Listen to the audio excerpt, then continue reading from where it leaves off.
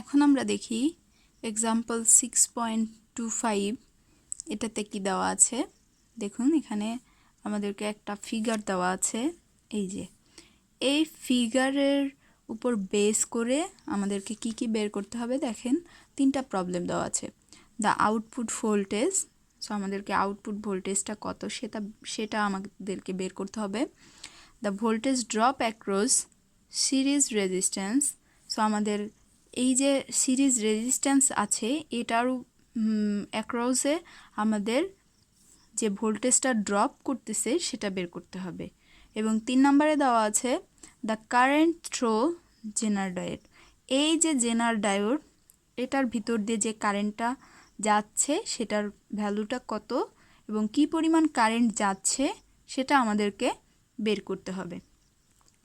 So সর্বপ্রথম আমাদের এটা জানতে হবে যে আমরা আসলে কি পরিমাণ ভোল্টেজ আমরা পাচ্ছি, ঠিক আছে। সো কি পরিমাণ ভোল্টেজ পাচ্ছি সেটা যদি জানতে চাই সর্বপ্রথম আমাদেরকে কি করতে হবে। দেখেন আমরা একটু সার্কিটগুলো একটু দেখি। এখানে একটা ওপেন সার্কিট দেওয়া দেওয়া আছে, ওপেন সার্কিট, যেখানে আমার সাপ্লাই ভোল্টেজ হচ্ছে 120 ভোল্ট এবং আমাদের এখানে একটা রেজিস্ট্যান্স ব্যবহার করা হয়েছে যেটার ভ্যালু হচ্ছে 5 কিলো ওহম এবং এখানে একটা জেনার ডায়োড ব্যবহার করা হয়েছে যার ভোল্টেজ হচ্ছে 50 এবং এখানে আরেকটা রেজিস্ট্যান্স ব্যবহার করা হয়েছে যেটার ভ্যালু হচ্ছে 10 কিলো ওহম। এটা হচ্ছে আমাদের লোড রেজিস্ট্যান্স। ওকে, সো এখন আমরা দেখি যে কিভাবে প্রবলেমটা সলভ করতে হয়।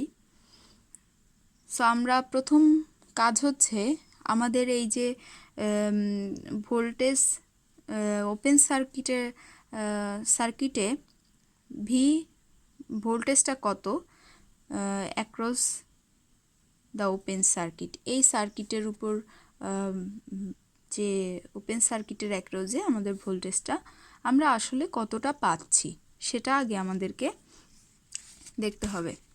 সো এটা দেখার জন্য প্রথমত আমরা যদি এই জেনারেটরটা না রাখি তাহলে আমরা আসলে বুঝতে পারবো যে কি পরিমাণ আমরা ভোল্টেজটা পাচ্ছি এই ওপেন সার্কিটের অ্যাক্রসে। সো চলুন এখানে আরেকটা সেম এই ইনফরমেশন দিয়ে শুধুমাত্র জেনারেটরটা আমি রিমুভ করে দিয়ে সার্কিটটা ড্র করেছি। তো দেখুন এখানে কি দেওয়া আছে। এটা হচ্ছে আমাদের লোড রেজিস্ট্যান্স দেওয়া আছে, এখানে আরেকটা রেজিস্ট্যান্স দেওয়া আছে যেটা সিরিজে যুক্ত এবং এখানে হচ্ছে আমাদের ওপেন সার্কিট ভোল্টেজ যেটার ভ্যালু হচ্ছে 120।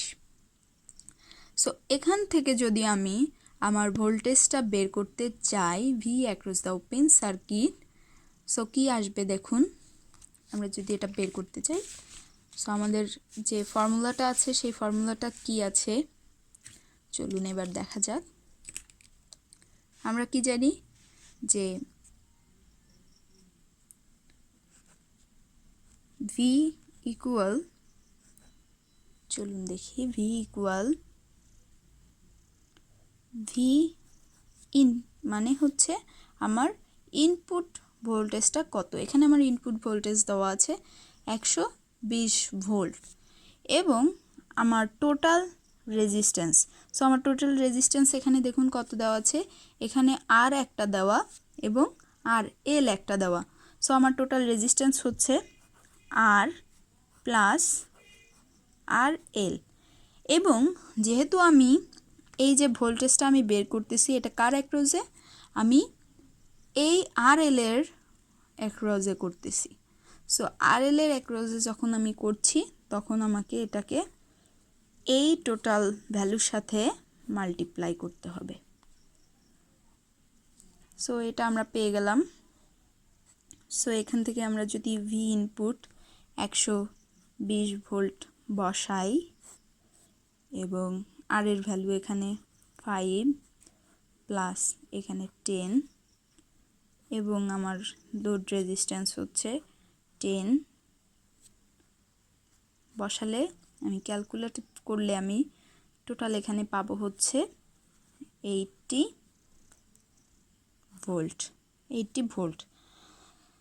সো এটা হচ্ছে আমার voltage across the open circuit.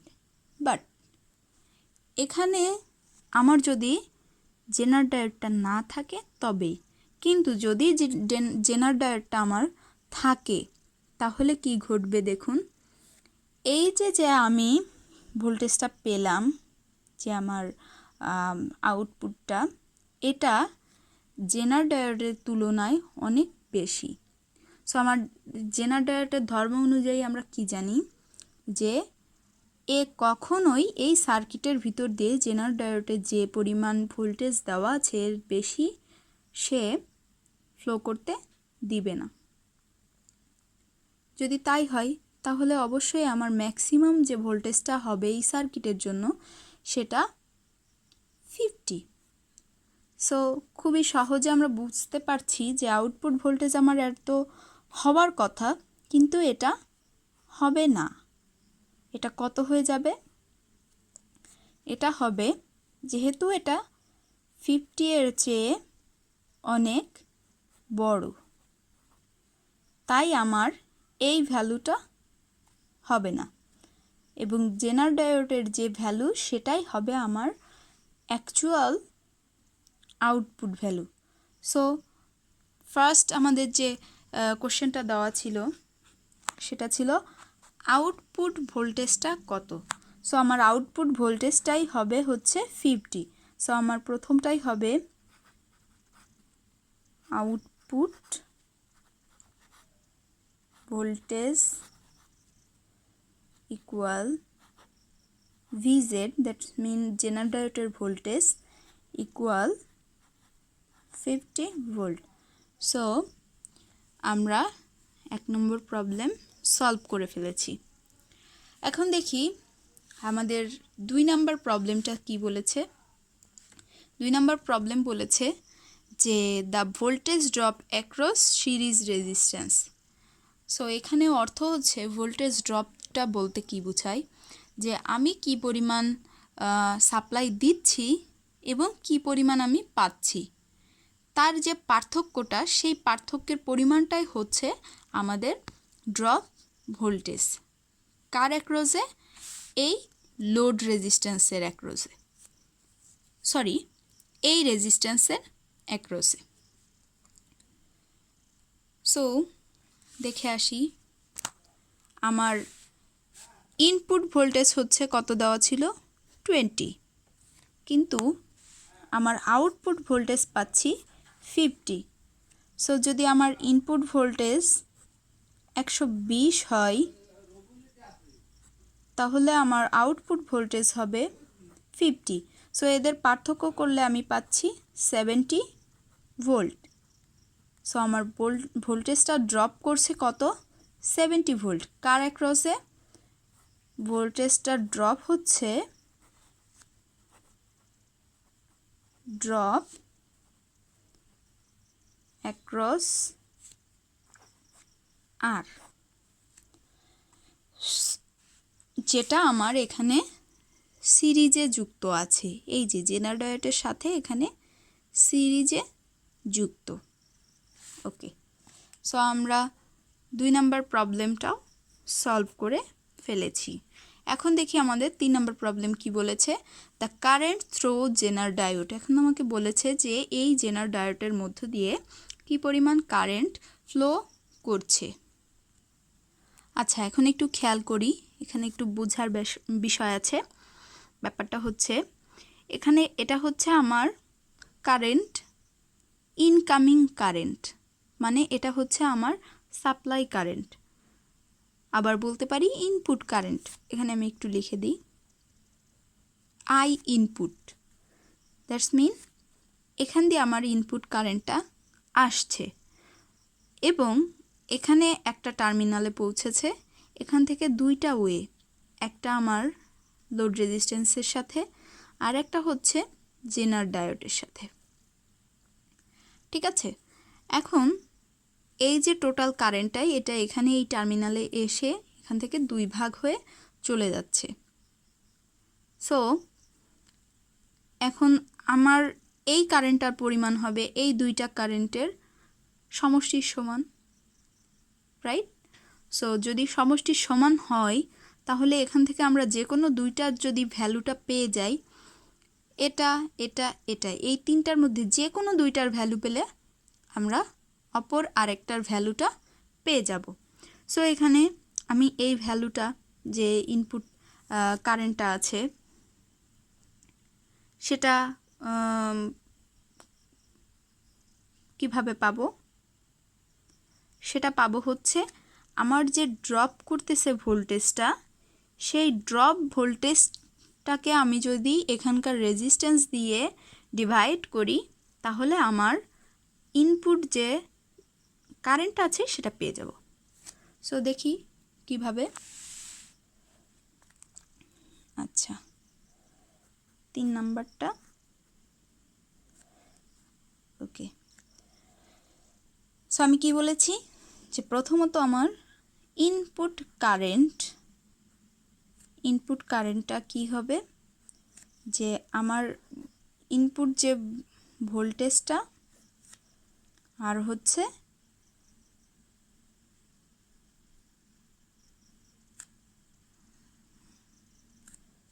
এখানে হচ্ছে রেজিস্ট্যান্স। বাট এখানে একটা জিনিস দেখুন, এখানে আমার ইনপুট ভোল্টেজ 120 দেওয়া আছে, কিন্তু আমার এই রেজিস্ট্যান্সটার ভিতর দিয়ে প্রবাহিত হচ্ছে, এই রেজিস্ট্যান্সটা ক্যারি করছে কত ভোল্টেজ? Only 70 voltage. তার মানে কি ভোল্টেজ ড্রপ অ্যাক্রস আর। সো এই যে ভোল্টেজটা ড্রপ করছে এটাই তো এই রেজিস্ট্যান্সের মধ্য দিয়েই আছে। সো এখান থেকে যদি আমি এটা বের করি, এটাকে আমি এভাবে লিখতে পারি, ভোল্টেজ ড্রপ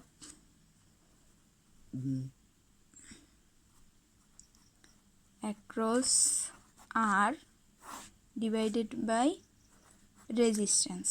সো এখান থেকে ভোল্টেজ ড্রপ ভ্যালুটা পেয়েছিলাম 70।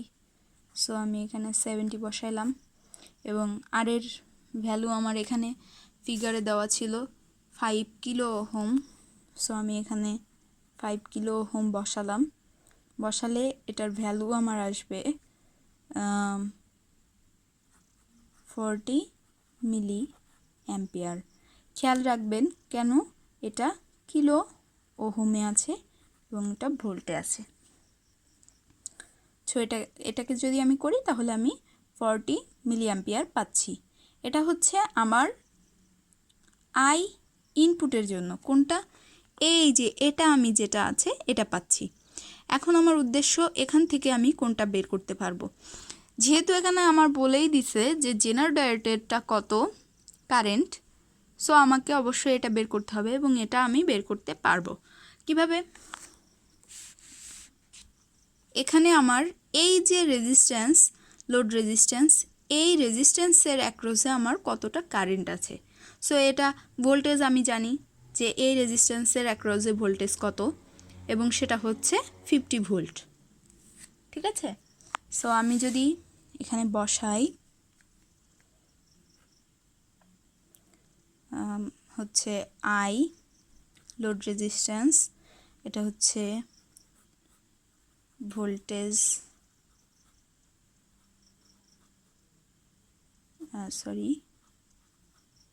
Across load resistance divided by RL।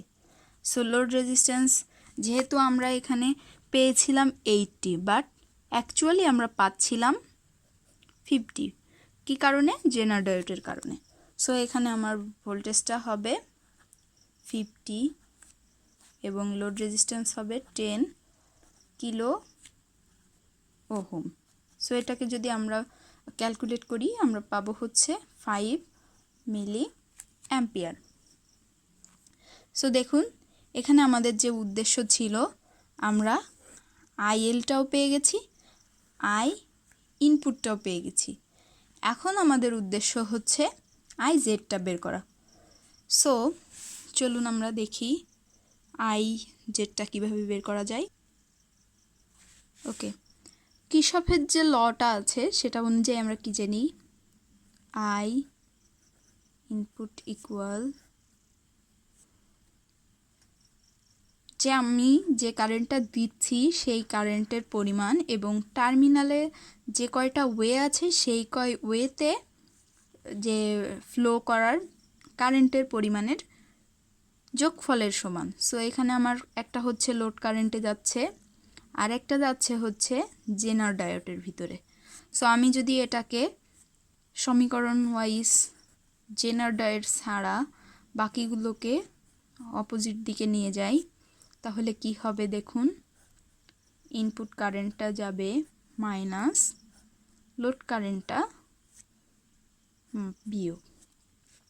So এখানে আমার ইনপুট কারেন্টটা ছিল 14 আর লোড কারেন্ট আমি পেয়েছিলাম 5 মিলি অ্যাম্পিয়ার। সো আমি যদি 40 থেকে 5 মাইনাস করি তাহলে আমার জেনার ডায়োডের যে কারেন্টটা আমরা সেটা পেয়ে যাচ্ছি, সেটা কত, 9 অ্যাম্পিয়ার।